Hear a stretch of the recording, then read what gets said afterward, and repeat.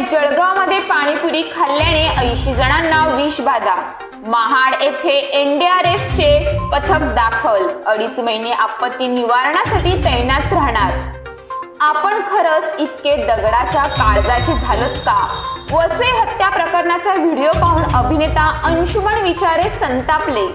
तर अजित पवारांना बळीचा बकरा केला जातोय. रोहित पवारांचं मोठं विधान. दिल्लीतील घडामोडींचा केला उल्लेख. थेट वेगळी चूल मांडण्याची धमकी. अजित पवार गट भाजपात जुंपली. वादात प्रदेशाध्यक्ष तटकरेंची एंट्री. माजी काँग्रेस नेत्या किरण चौधरी यांची मुलगी श्रुती चौधरी यांचा भाजपामध्ये प्रवेश. राज्यभरात आजपासून पोलीस भरतीला सुरुवात.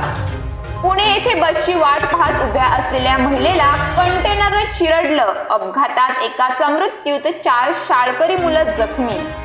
तर मुंबईमधील आईस्क्रीम मध्ये सापडलेलं मानवी बोट कुणाचं?